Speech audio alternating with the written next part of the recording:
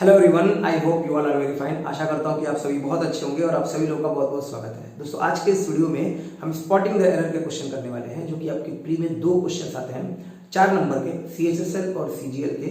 इसके अलावा CGL mains में ये 20 क्वेश्चन आते हैं 20 नंबर के।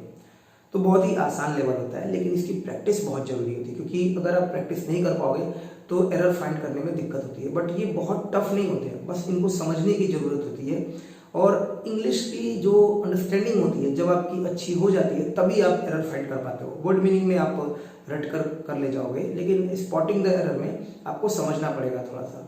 मेंस में जो 20 क्वेश्चन आते हैं, उसमें भी 15 क्वेश्चन जो है आपके बहुत ही आसान होते हैं, अगर आपने प्रैक्टिस कर रखी है ठीक से। तो 4 से 5 क्वेश्चन या 3 से 4 क्वेश्चन ही ऐसे होते हैं जो भी एग्जाम देने वाले बच्चे होते हैं, स्टूडेंट्स होते हैं, उनको परेशान करते हैं। ठीक है, ये सेशन रिकॉर्डेड है, अभी लाइव नहीं है। तो मैं आपसे यही कहूंगा कि आप सेशन को, जहां पे भी आपकी स्क्रीन पर क्वेश्चन दिखे, उनको एक बार पॉज कीजिए, अपने तरीके से उनको एक्सप्लेन कीजिए, और फिर जो मैं एक्सप्लेनेशन दूंगा उससे आप अपने आप को क्लियर कर लीजिएगा कि आपने सही एक्सप्लेन किया था या नहीं किया था। मेरे जो भी क्वेश्चन होंगे यहाँ पे, जो भी क्वेश्चन आपको दिखेंगे, ये प्रीवियस ईयर में आए हुए क्वेश्चन से बेस्ड कह सकते हो, उन पे बेस्ड है, या फिर ये कह सकते हो कि ये क्वेश्चन इतने अच्छे हैं कि इनकी वजह से आप, अगर ये 10 क्वेश्चन है तो इनकी वजह से आप 15 से 20-30 क्वेश्चन और ज़्यादा सॉल्व कर पाओगे। और ये आपको तभी पता चलेगा जब पहले ही स्क्रीन पर आपको क्वेश्चन दिखेंगे। चलिए, तो देखिए, अभी हमारे पास ये 5 क्वेश्चन हैं। आपको देखने में तो बहुत ही आसान लग रहा होगा कि चलो बहुत आसानी से मैं सॉल्व करूँगा। आप इनको पॉज कीजिए। मैं ये भी नहीं कहना चाहता हूँ कि ये बहुत कठिन क्वेश्चन हैं, सिर्फ समझने की जरूरत है। मैं आपको ये दिखाना चाहता हूँ कि देखिए, एक जगह से आप कितनी सारी चीज़ें सीख सकते हो। तो आप वीडियो को पॉज कीजिए, एक बार सॉल्व कीजिए, और फिर मैं आपको इसे एक्सप्लेन करता हूँ। चलिए, अब मैं मान के चल रहा हूं कि आपने वीडियो पॉज किया होगा और अब आप इसके एक्सप्लेनेशन अपने हिसाब से कर चुके हो, और मैं आपको इसको एक्सप्लेन कर रहा हूं। पहला क्वेश्चन है, she fell of a ladder and broken her arm. ठीक है, तो इस क्वेश्चन को करने से पहले एक वर्ड होता है ब्रेक, इसके बारे में थोड़ी सी बात कर लेते हैं। ये जो ब्रेक वर्ड होता है ना, ब्रेक जो वर्ब है, इसका मतलब होता है टूटना या तोड़ना। ब्रेक जो वर्ब होता है, इसका मतलब टूटना या तोड़ना दोनों होता है। ठीक, इसके अलावा ब्रेक ट्रांजिटिव और इनट्रांजिटिव दोनों तरीके से यूज किया जा सकता है। I have broken my chair, इसका मतलब मैंने अपनी कुर्सी तोड़ दी है। माई चेयर हैज ब्रोकन, इसका मतलब मेरी कुर्सी टूट गई है। I have broken my washing machine, इसका मतलब मैंने अपनी वॉशिंग मशीन तोड़ दी है। माई वॉशिंग मशीन हैज ब्रोकन, तो मेरी वॉशिंग मशीन टूट गई है, खराब हो गई है। अब इस क्वेश्चन में जो समझना था वो ये है कि यहाँ पे जो वर्ब है वो V2 है। बहुत ज्यादा इस कॉन्सेप्ट पे क्वेश्चन आते हैं, फिर एंड लगा के यहाँ पे जो वर्ब जुड़ी है वो V3 है, जो कि गलत है। अगर इन दोनों के लिए सब्जेक्ट ये C लिखा हुआ है, तो यहाँ पे अगर हम पास्ट इंडेफिनिट टेंस यूज करें तो यहाँ पे भी हमारा पास्ट इंडेफिनिट टेंस V2 ही यूज होगा। और ब्रेक की जो सेकंड फॉर्म होती है वो होती है ब्रोक। तो पहला क्वेश्चन बहुत ही आसान था और बहुत ही अच्छे ढंग से आपको समझ में आ गया होगा। अगर आप बिगिनर हो तो थोड़ी प्रॉब्लम हो सकती है, वरना ये SSC वाले बच्चों के लिए अगर 1-2 साल से उन्होंने पढ़ रखा होगा तो ये तो बहुत ही हलवा क्वेश्चन है। अगला क्वेश्चन है, he finally managed to break from his attacker। अब इस क्वेश्चन को पढ़ने के बाद आपको ऐसा लग रहा होगा, he finally managed to break from his attacker। from हटा दे क्या, to break his attacker, अपने अटैकर को तोड़ने का प्रयास किया। बट ये थोड़ा समझ से परे है। हालांकि कहने के सेंस में, फिगरेटिव सेंस में बन जाएगा कि उसने अटैकर ने उनको पकड़ रखा था और वो वहां से भागना चाहते थे, तो ब्रेक हिज अटैकर यहां बन जाएगा। बट ब्रेक फ्रॉम भी सही है, बट इसमें समझना ये है कि जो सही फ्रेज है वो है break free from. Break free from का मतलब होता है बच निकलना, टू एस्केप, या फिर जो फ्रेजल वर्ब एक और दोनों यूज कर सकते हो आप, ब्रेक अवे फ्रॉम, कहीं से बचकर निकल आना। ब्रेक फ्री फ्रॉम या ब्रेक अवे फ्रॉम, ये दोनों एक ही चीज है। आप चाहे ब्रेक फ्री फ्रॉम यूज करो और चाहे break away from.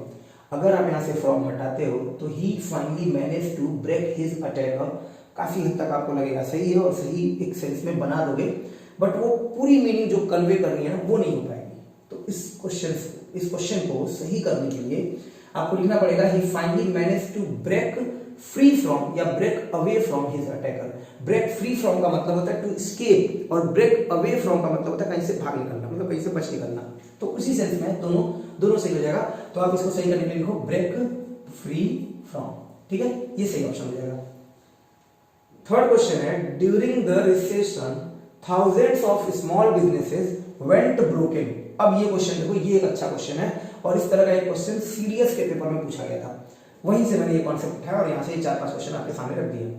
During the recession thousands of, यही क्वेश्चन थर्ड वाला जो क्वेश्चन है इसी तरह का क्वेश्चन आया था और इस थर्ड वाले क्वेश्चन की वजह से मैंने ये 5 क्वेश्चन तैयार कर दिए।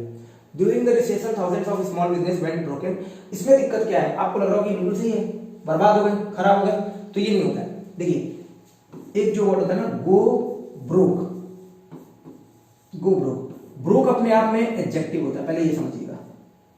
अब देखिए मैंने क्यों कहा कि आपको बहुत सारे कॉन्सेप्ट समझने को मिलेंगे। गो ब्रोक, अंधा हो जाना, गो ब्लाइंड, पागल हो जाना, गो मैड, क्योंकि ये एडजेक्टिव है तो या तो बिकम लगाओ या फिर गो लगा दो, है ना। He went broke, he went blind, he went mad, वो पागल हो गया, इस तरह से यूज कर सकते हो। या फिर एक और अच्छा वर्ड है इसी ब्रोक के लिए जो यूज करते हो वर्ड आपने पढ़ा होगा, बैंकरप्ट। बैंकरप्ट का मतलब होता है when you don't have money, तो ब्रोक का भी मतलब होता है when you don't have money. ध्यान रखिएगा ये जो ब्रेक की सेकंड फॉर्म ब्रोक है, अभी आपको ये चीज मिलने वाली है, नई चीज हो सकता है मे बी।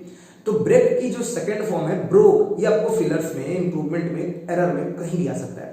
ब्रेक की जो सेकंड फॉर्म है ब्रोक, ये आपकी एडजेक्टिव है, एडजेक्टिव की तरह यूज की जाती है। तो ब्रेक की सेकंड फॉर्म ब्रोक अपने आप में, ब्रोक सेकंड फॉर्म है वो अलग बात है, बट ब्रोक अपने आप में एडजेक्टिव है जिसका मतलब होता है बैंकरप्ट, दिवालिया होना।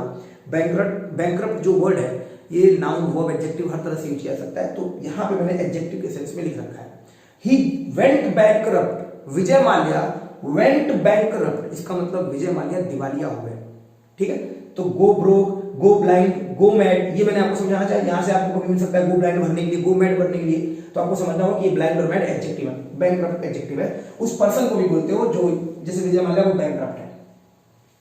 तो ये जो क्वेश्चन है इसमें वेंट ब्रोकन ना होके यहां पे होना चाहिए था वेंट, यहां पे होना चाहिए था वेंट ब्रोक, ठीक है, वेंट ब्रोक, क्लियर हो गया। यहां पे वेंट ब्रोकन ना होके होना चाहिए था वेंट ब्रोक।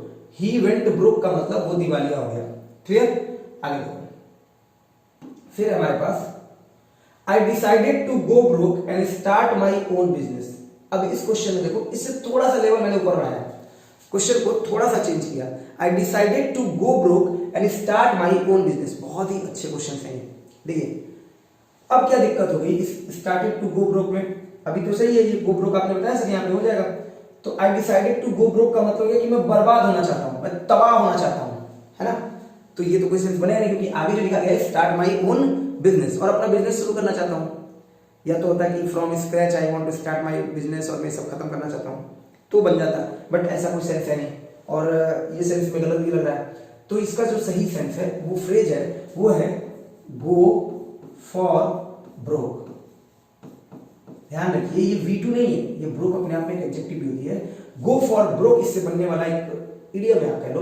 तो गो फॉर ब्रोक जो यूज किया जाता है, इसका मतलब होता है अपना पूरा एफर्ट लगा देना। आप पूरी तरह से खत्म हो चुके थे, आप पूरी तरह से खत्म, आपके पास कुछ नहीं बचा था, तब आपने कहा I decided to go for broke and start my own business. मैंने निश्चय किया कि मैं फिर से पूरा एफर्ट लगा दूंगा, I will put my all effort and start my own business. ध्यान रखिएगा यहाँ पे स्टार्टेड आ जाएगा तो फिर से यही वाली गलती हो जाएगी, क्योंकि इस I decided to go broke और इसी के लिए फिर लिखा है to start my own business, clear. अब लास्ट क्वेश्चन देखो, अगर ये सारी बातें समझ में आ गई तो आखिरी वाला क्वेश्चन देखो, the scandal broke him. The scandal broke him में क्या दिक्कत है सर? इसमें कोई दिक्कत नहीं है, ये नो एरर का क्वेश्चन है। द स्कैंडल ब्रोक हिम मतलब कोई ऐसी घटना हो गई जो कि उसके लिए बहुत ही शर्मिंदगी की बात थी, या कुछ ऐसा जो वो बर्दाश्त नहीं कर पाया, तो उस घटना ने उस व्यक्ति को तोड़ कर रख दिया, तब वो बोलेगा। अब कई बार बोलते हो कि इस बात ने मुझे तोड़ कर रख दिया, तो वहां पे ये बोला जाएगा द स्कैंडल ब्रोक हिम। इसका मतलब पूरी तरह से र्यून हो गया, पूरी तरह से बर्बाद हो गया, खत्म हो गया, तबाह हो गया। तो ये नो एरर का क्वेश्चन है, इसमें कोई एरर नहीं है। क्लियर हो गया सभी को? चलो एक बार फिर से आपकी स्क्रीन पर 5 क्वेश्चन, आप एक बार वीडियो को पॉज कीजिए, अपना एक्सप्लेनेशन जो भी हो आप अपने आप को समझाइए, और फिर मैं कोई से एक्सप्लेन करूंगा। चलिए अब मैं ये मान रहा हूं कि आपने वीडियो को पॉज किया होगा और आपने सॉल्व किया होगा, ठीक। देखिए पहला क्वेश्चन है हमारे पास, spinach is a valuable source of iron. अब खाते हो, अभी तो ठंड खत्म होने वाली है तो शायद ये मिलना कम हो जाए, बट अभी तो खूब खाया हम लोगों ने। तो स्पाइनच is a valuable source of iron, ये नो एरर का क्वेश्चन है कि एक बहुत ही वैल्यूएबल सोर्स है आयरन का, हमें इससे बहुत सारा आयरन मिलता है खाने में स्पाइनच से। तो नो एरर का क्वेश्चन है, कोई इसमें प्रॉब्लम नहीं है। ये आपका सब्जेक्ट हो गया, ये आपका मेन हो गया, ये आर्टिकल हो गया, ये सोर्स आपका नाउन हो गया, वैल्यूएबल इसको बताने वाला एडजेक्टिव हो गया, और आयरन आपका नाउन हो गया, कोई दिक्कत नहीं है। अब बात जो शुरू हो रही है वो दूसरे क्वेश्चन से हो रही है कि valuable are left at their owners risk. जो वैल्यूएबल है उनको लेफ्ट किया जाता है, उनको रख दिया जाता है ओनर के रिस्क पे। कुछ वर्ड्स मैं आपको बता रहा हूं जो आपको पता होना चाहिए, अगर नहीं पता है तो, और पता है तो बहुत अच्छी बात है। जैसे कि वैल्यूएबल्स, बिलोंगिंग्स, सराउंडिंग्स, रिचेज, ये 4 वर्ड ध्यान रखिएगा, पेपर में बहुत ज्यादा पूछे जाते हैं। मैं फिर बोल रहा हूं, वैल्यूएबल्स, बिलोंगिंग्स, सराउंडिंग्स और रिचेज, ये 4 वर्ड ध्यान रखिएगा, ये हमेशा प्लूरल में यूज किए जाएंगे। वैल्यूएबल, सराउंडिंग्स, रिचेज में से एस हटा दोगे तो तीनों एडजेक्टिव भी बन जाएंगे। दूसरी चीज एट रिस्क, ये ध्यान रखिएगा phrase at risk. At risk का मतलब होता है रिस्क पे। तो वैल्यूएबल नहीं होना चाहिए, आपको क्या होना चाहिए था, वैल्यूएबल्स। अगर आप ये कह रहे हो आर हटा के इच कर दिया जाए तो गलत हो जाएगा, क्योंकि वैल्यूएबल तो एडजेक्टिव है। बहुत ही वैल्यूएबल इंफॉर्मेशन दी है सर आपने आज, बहुत ही वैल्यूएबल इंफॉर्मेशन दी है सर आपने। तो इंफॉर्मेशन हो गया नाउन, इंफॉर्मेशन नाउन के बारे में बताने वाला वैल्यूएबल हो जाएगा एडजेक्टिव। और ए बी एल डी किसी वर्ड के सफिक्स में अगर लगा दोगे तो वो एडजेक्टिव बन जाएगा। बट वैल्यूएबल्स आपका नाउन है, इसका मतलब होता है मूल्यवान वस्तुएं, कोई मूल्यवान चीजें। तो valuables are left at their owner risk, are होना चाहिए, हमेशा प्लूरल माना जाएगा इन सभी शब्दों को, इन वर्ड्स को। तो इसमें एस लगाओगे तभी सही हो पाएगा। नाउन का क्वेश्चन है, अच्छा क्वेश्चन। अगला देखो, we don't want to run the risk for losing their business. अब ये जो रिस्क से बनने वाला एक फ्रेज है, run the risk of, run the risk of. Run the risk of का मतलब होता है रिस्क लेना। We don't want to run the risk of losing their, ये ऑफ प्रिपोजिशन है। एक दूसरा एरर क्या आ सकता था, ऑफ लूज कर देता है ना, या ऑफ लॉस्ट कर देता, ऑफ लॉस्ट देयर बिजनेस, तो भी गलत हो जाता, क्योंकि ऑफ प्रिपोजिशन है तो प्रिपोजिशन के बाद या तो नाउन या तो प्रोनाउन, अगर वर्ब आती है तो वो आईएनजी फॉर्म में होगी, तभी तो वो नाउन बन पाएगी और उसको जीरन बोला जाता है। तो 2 एरर मैंने अपने आप से समझाने की कोशिश की। एक तो रन द रिस्क ऑफ सही फ्रेज है, रिस्क लेना, वी डोंट वांट, हम नहीं चाहते हैं, to run the risk of losing their business, उसके बिजनेस को खोने के लिए, ठीक। दूसरा ऑफ के बाद लॉस्ट लगा के देगा तो भी गलत है, क्योंकि लॉस्ट V3 और प्रिपोजिशन के बाद V3 नहीं आ सकता। क्लियर। अगला क्वेश्चन देखो, if we go to war innocent life will put at risk. ये बार-बार बता रहा हूं, रिस्क के साथ ये फ्रेज एट रिस्क मतलब एक रिस्क पे होना, लेवल पे। अगर आपने कंडीशनल सेंटेंसेस पढ़े हो और अगर नहीं पढ़े हो तो मैं आपको बता दूं, यदि हम वॉर पे जाएंगे तो एक एरर आपका यहां से आता है, if we will go to war, तो ये गलत हो जाएगा। If we will go to war नहीं हो पाएगा, if we go to war. जो ये सबऑर्डिनेट क्लॉज है, ये इफ जो है ना, ये आपका सबऑर्डिनेटिंग कंजंक्शन है, ध्यान रखिएगा। जो इफ है आपका, ये सबऑर्डिनेटिंग कंजंक्शन है। तो अगर सबऑर्डिनेटिंग क्लॉज के साथ विल शैल लगा रहे हो तो ये गलत हो जाएगा। If we will go to war नहीं होगा। इसको अगर सीधे तरीके से मैं समझाना चाहूं तो मैं ये कहूंगा, यदि मैं मार्केट जाऊंगा, if I will go to market गलत है, if I go to market. समझने के लिए तो ये तरीका है, बाकी इसका एक्सप्लेनेशन तो बहुत ही अच्छा है कि इफ जो है सबऑर्डिनेट कंजंक्शन है, सबऑर्डिनेट कंजंक्शन से बनने वाली क्लॉज सबऑर्डिनेट क्लॉज होती है, और सबऑर्डिनेट क्लॉज में हम विल और शैल का यूज, यानी कि फ्यूचर बताने वाले जो ये विल और शैल प्रोबेबिलिटी बताने वाले जो टर्म है उनको यूज नहीं करते हैं।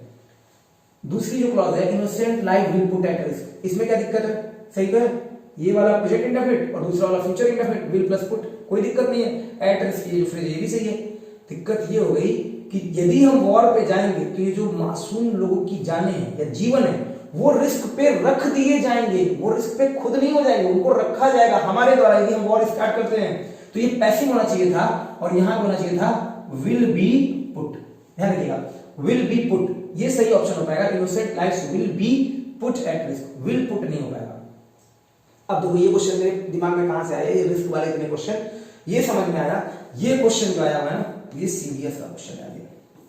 सीडीएस के पेपर में क्वेश्चन पूछा गया, और ऐसा कुछ भी नहीं है कि क्वेश्चन आपके पेपर में नहीं आ सकता। इंग्लिश में कुछ भी ऐसा नहीं है। मैं हमेशा कहता हूं कि अगर आप कोई न्यूज़पेपर पढ़िए ना, वहां पे अगर कहीं अमिताभ बच्चन के बारे में भी कुछ लिखा हो तो आप उस कॉलम को पूरा पढ़िए, वहां से कुछ वर्ड कुछ फ्रेज आपको मिल जाएगा।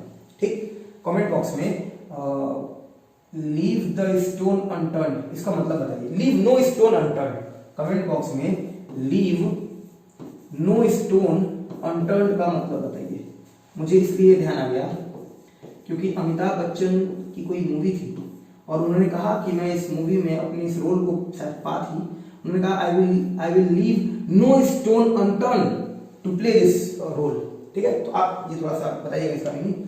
आगे देखिए, तो ये जो 10वां क्वेश्चन है, species is considered endangered when it is in a very high risk of extinction in the world. तो बहुत ही आसान सा क्वेश्चन है। अगर आपने ये बार बार जो मैंने बताया आपको, एट रिस्क जो फ्रेज है, क्योंकि रिस्क एक पॉइंट होता है और उस पॉइंट के तौर पे हम एट प्रीपोजिशन का यूज करेंगे, तो यहाँ पे हो जाएगा when it is at a high risk.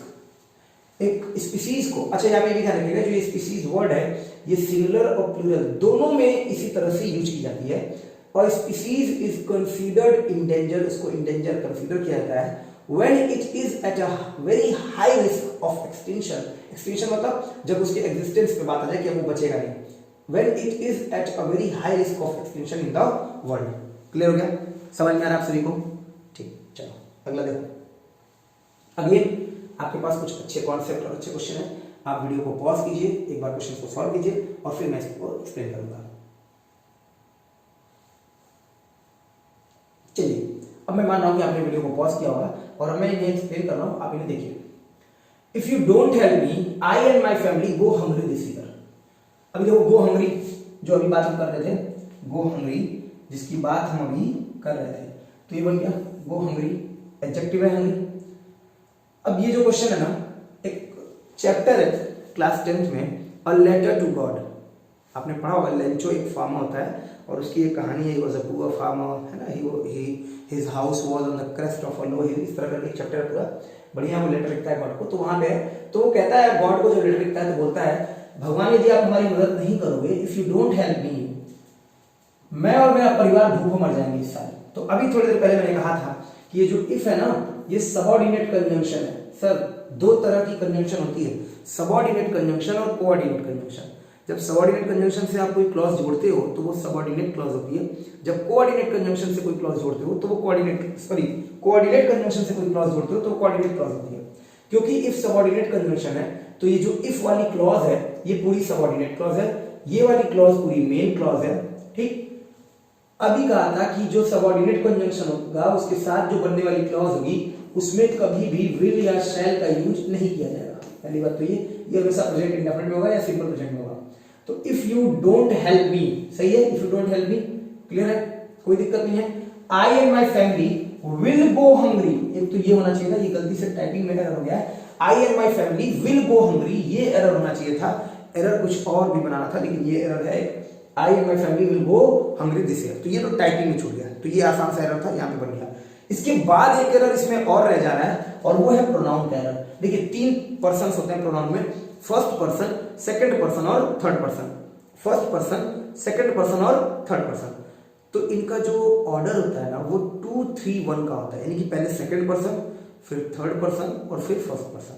लेकिन अगर कभी ब्लेम, रिस्पॉन्सिबिलिटी या फिर थ्रेट करने की बात है, किसी को धमकाने की बात है, तो वहां पे 1, 2 और 3 हो जाता है। जैसे आप बोलते हो, मैं तुम्हें बख्शूंगा नहीं, I will not spare you, तो जब आप ऐसे बोलोगे I will not spare you, या मूवी में देखते हो आई विल किल यू, तो जब ये बोलते हैं आई विल किल यू, क्योंकि आई के साथ तो शैल हम पढ़ते हैं कि आई और डी के साथ शैल लगाना, फिर सभी के साथ विल लगाना है। बट एक्सेप्शन यही है, जब हम धमकाने की बात करेंगे या फिर रिस्पॉन्सिबिलिटी की बात करेंगे या मिस्टेक की बात करेंगे तो आई के साथ विल का यूज हो जाएगा, आई और वी के साथ और बाकी के साथ शैल का। ठीक है, तो ये तो एक अलग बात हो गई।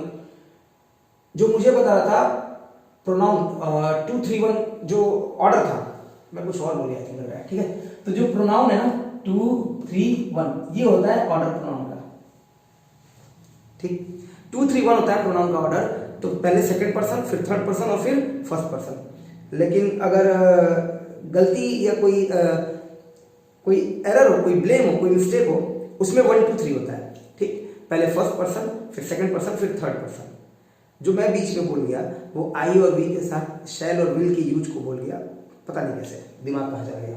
ठीक, तो देखिए, तो जो यहाँ पे सही हो पाएगा वो हो पाएगा माई फैमिली एंड आई। आपको माई फैमिली को इधर करना पड़ेगा और आई को इधर करना पड़ेगा। बहुत ही छोटा सा एरर था, my family and I will go hungry this year. If वाली क्लॉज में विल शैल का प्रयोग नहीं करेंगे। और यहाँ पे my family and I will go hungry this year, मेरे परिवार वाले और मैं भूखों रह जाएंगे। Will go hungry, go hungry आप ध्यान रखना एडजेक्टिव है दिस ईयर। अगला क्वेश्चन है, never in his career as a postman he had known that address. ये उसी चैप्टर के लिए है, जब पोस्ट मास्टर कोई लेटर लिखता है और पोस्ट मास्टर को लेटर मिलता है तो पोस्ट मास्टर बड़ा सरप्राइज होता है कि मतलब ऐसा एड्रेस तो मैंने कभी सोचा नहीं कि कोई एनवेलप पे लिख के ले आ जाए, टू गॉड, गॉड के लिए लेटर। अब जो इसमें एरर है ये समझना है नेवर को पहले। नेवर आपका एडवर्ब है और अगर नेवर एडवर्ब को आप कभी वाक्य के स्टार्टिंग में लिखोगे तो वहां इन्वर्जन लगेगा और इन्वर्जन का मतलब होता है ये जो हेल्पिंग वर्ब है ना ये सब्जेक्ट के पहले आ जाएगा। इसको लिखने का दो तरीका था, एक तो लिख सकता था he had never known that address in his career as a postman, एक ही लिख सकता था, लेकिन इसने इसको थोड़ा चेंज कर लिखा never in his career as a postman had he known that address. तो सही ऑप्शन हो पाएगा कि इस हैड को क्या कर दो, ही के पहले ला दो। समझ में आ रही बात? अगर नेवर को आप वाक्य के स्टार्टिंग में लिखोगे तो वहां इन्वर्जन लगेगा। नेवर एक ऐसा एडवर्ब है जिसे अगर वाक्य के स्टार्टिंग में लिखा, जैसे I have never seen such type of boy, such type of boys, मैंने ऐसे लड़के कभी नहीं देखा। I have never seen such type of boys. Never have I seen, अगर नेवर को आगे करूंगा तो फिर हैव आगे लाना पड़ेगा और इसको इन्वर्जन बोला जाता है। तो एक एरर तो ये हो गया। इस क्वेश्चन में भी दो एरर है। एक दूसरा एरर जो कि आपको वर्ड पावर बेस्ड आता है और मैंने जानबूझ के एरर किया, करना तो मुझे था लेकिन ये वाला भी एरर मैंने जानबूझ के किया क्योंकि ये भी एरर बहुत बार पूछा गया है। देखिए एक होता है CARR कैरी, CARR कैरी, इसी से बनता है CARR, है ना। जैसे आप देखते हो इलेक्ट्रॉन कैरियर, इलेक्ट्रॉन को लेकर जाने वाले।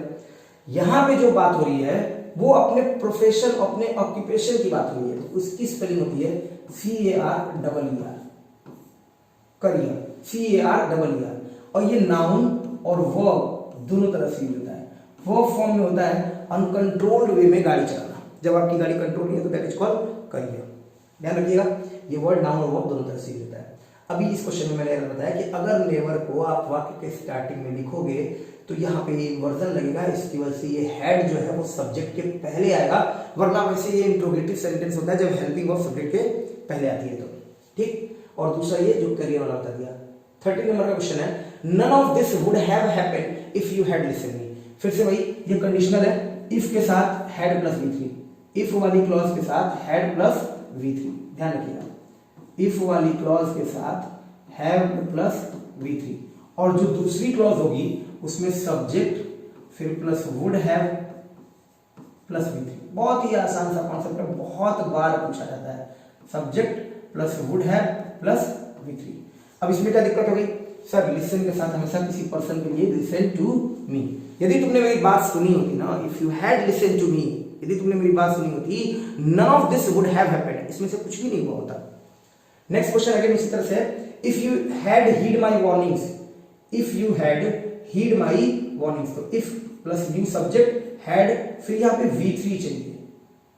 None of this would have happened, तो इनमें से कुछ भी नहीं हुआ, तो again would have plus V3 सही है। अब यहाँ पे क्या दिक्कत हुई, जो हीड वर्ड है ना, हीड का मतलब होता है ध्यान देना, तो नन, इफ यू हैड हीडेड, यहां पे होना चाहिए था हीडेड, थर्ड फॉर्म हीड की होगी हीडेड, ये EED ऐसे, हेड मत लिख दीजिएगा, HEAD मत लिख दीजिएगा, HEEDED, तो यहाँ पे V3 चाहिए। If you had heeded my warnings, यदि तुमने मेरे वार्निंग्स पे ध्यान दिया होता तो इनमें से कोई भी चीज नहीं होती, कुछ भी नहीं हुआ होता, ठीक। फिर इसके बाद ध्यान रखिएगा, you paid no heed to my warnings, warning. अब इसमें क्या दिक्कत हो गई, ये जो नो हीड लिखा हुआ है ना, ये ऑन लिख दिया है, no heed on my warning, यहाँ पे no heed on my warning की जगह पे no heed to my warning होना चाहिए, ठीक। क्योंकि जो सही फ्रेज है वो है pay no heed to. Pay no heed to का मतलब होता है बिल्कुल ध्यान न देना। तो you paid no heed to my warning, तुमने मेरी बात पे जरा भी ध्यान नहीं दिया, मेरी वार्निंग पे जरा भी ध्यान नहीं दिया। हीड केवल वर्ब है, तब तो इसके साथ टू मत रहेगा, लेकिन पे नो हीड टू इस फ्रेज है, तो इसका मतलब है ध्यान नहीं देना। हालांकि टेक हीड ऑफ भी होता है, ये भी ध्यान रखिएगा, ठीक। जब मैं ये वीडियो रिकॉर्ड कर रहा हूँ तो काफ़ी रात हो चुकी है, इसकी वजह से मुझे नींद भी आ रही है। मैं पढ़ाते टाइम पे मैं थोड़ा सा मुझे खुद नहीं पता चल रहा मैं इधर उधर हो रहा हूँ, तो इसकी वजह से मैंने यहाँ पे थोड़ा सा ये आई और वी में बताते टाइम विल और शैल बोलना शुरू कर दिया। ठीक है, बताना मुझे कुछ और था, बताने में कुछ और लगा और मुझे थोड़ी देर के लिए पता भी नहीं चला कि मुझे नींद आ रही है अंदर अंदर। ठीक है, तो you paid no heed to my warning, आपने मेरी थोड़ी भी वार्निंग की किसी भी बात पे ध्यान नहीं दिया। तो पे नो हीड टू होता है, सही ऑप्शन है। हैड हीड, यहाँ पे हीड की थर्ड फॉर्म चीज है तो हीडेड हो गया। और आई होप कि आपको ये सेशन बढ़िया लगा होगा, समझ में आया होगा। अगर आप चाहो तो स्क्रीनशॉट ले लीजिएगा। पीडीएफ के लिए आप टेलीग्राम पे English@Dean Sir एक मेरा टेलीग्राम चैनल है, आप वहाँ पे आ जाइएगा तो वहाँ पे इस क्लास की पीडीएफ भी मिल जाएगी। ठीक है, और अगर वीडियो अच्छा लगा हो, वीडियो हेल्पफुल हो तो जैसे आपकी मर्जी शेयर करना हो शेयर कीजिएगा और जो आपको सही लगे वो कीजिएगा। ठीक है, चलिए आज के लिए इतना ही है। नेक्स्ट सेशन में फिर मिलेंगे। सैटरडे संडे को कुछ स्पेशल रखेंगे। अभी धीरे धीरे सारे बच्चे आ जाए, काफ़ी बच्चे जो है अभी उन्हें ध्यान ही नहीं है कि मैं वापस से इस चैनल पे पढ़ा रहा हूँ, तो उन तक ये बात पहुँच जाए, सभी आ जाए। सैटरडे संडे को कुछ स्पेशल रखेंगे, कुछ अच्छा, कुछ अलग, कुछ नया। न्यूज़पेपर रीडिंग हम कोशिश करेंगे कि संडे को आपको कॉन्सेप्ट मिले न्यूज़पेपर रीडिंग का, है ना। वहाँ पे न्यूज़पेपर रीडिंग करेंगे, एक आर्टिकल लेकर आएंगे, उसको पढ़ेंगे, उससे बनने वाले कुछ क्वेश्चन देखेंगे, कुछ वर्ड मीनिंग देखेंगे, कुछ फिलर्स देखेंगे और बहुत कुछ सीखेंगे। ठीक है, तो अपना ध्यान रखिएगा। आप सभी लोगों को बहुत बहुत धन्यवाद। Thank you.